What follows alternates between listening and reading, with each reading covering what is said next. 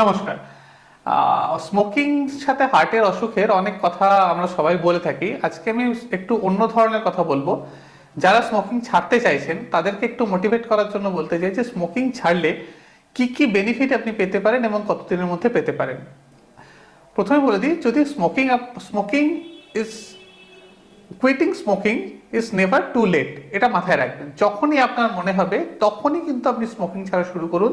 তাহলে ফার্স্ট যে বেনিফিটটা পাবেন, উইদিন 20 থেকে 30 মিনিটের মধ্যে কিন্তু ব্লাড প্রেশার আপনার অনেকটা কমে যাবে, অনেকটা নর্মালাইজ হয়ে যাবে, আপনার পালস রেট অনেকটা কমে যাবে। মাথায় রাখবেন, এক একটা স্মোকিং এর সময় আপনার কিন্তু ব্লাড প্রেশার প্রায় 10 থেকে 20 মিলিমিটার অফ মার্কারি বেড়ে যায়। কারণ স্মোকিং বন্ধ করলে সেটা কিন্তু কমে যাবে। নেক্সট 8 ঘন্টার মধ্যে আপনার কিন্তু শরীরে যে কার্বন মনোক্সাইডটা বেড়ে যায় স্মোকিং এর জন্য, যেটা পরবর্তীকালে আমাদের হার্ট অ্যাটাক বা স্ট্রোকের চান্স বাড়ায়, কার্বন মনোক্সাইডের লেভেল কিন্তু অলরেডি নর্মালে আসতে শুরু করবে মাত্র 8 ঘন্টার মধ্যে।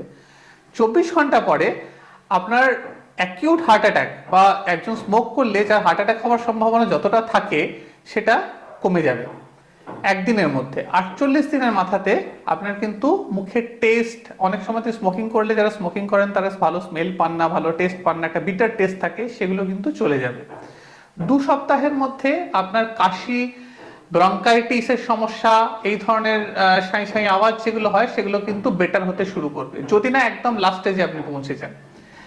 1 বছরের মধ্যে কিন্তু আপনার হার্ট অ্যাটাকের যে সম্ভাবনা থাকে, লং টার্ম হার্ট অ্যাটাক বা cardiovascular disease, heart attack, stroke, এগুলোর সম্ভাবনা কিন্তু স্মোকারদের থেকে 50% কমে যাবে।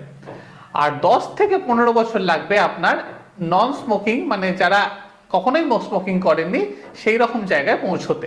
ঠিক আছে, তো আপনি বুঝতে পারছেন এটার সুবিধাটা আপনার।